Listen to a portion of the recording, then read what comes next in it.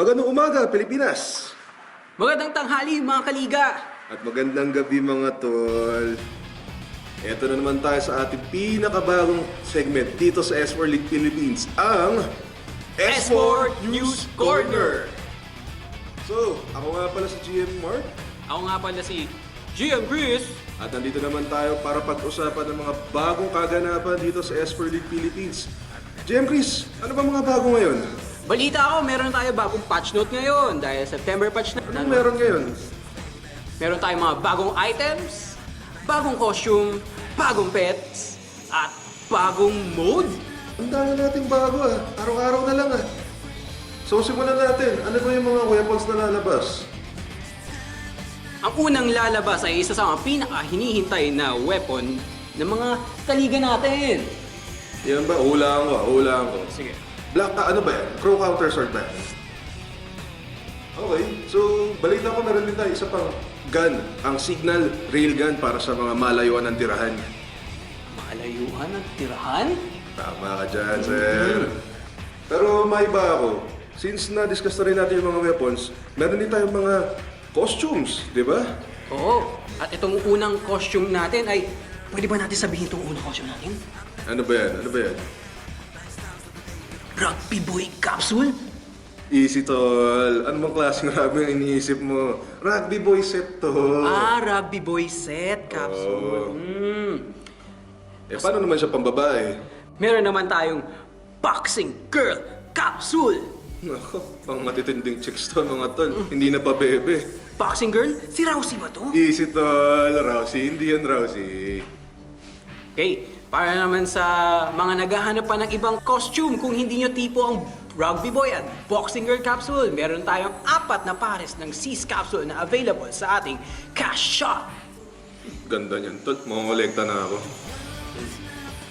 At meron rin tayong mga bagong pet capsules na nilagay sa ating pet shop. Ano ba yung mga pets na yan, tol? Since it's September already, English yun, tol, ha? dinagdag natin ang Virgo pet capsule sa mga Virgos dyan. Ganda. At meron rin tayo nilagay na G's Cheshire capsule, pusang nawawala.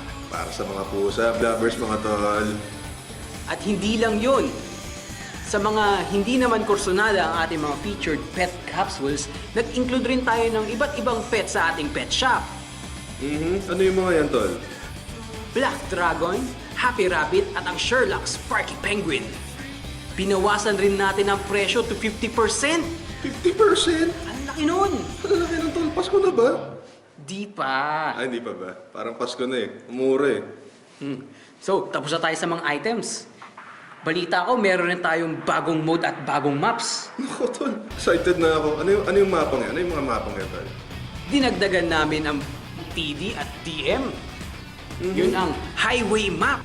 Pero huwag sana matraffic, mga tol.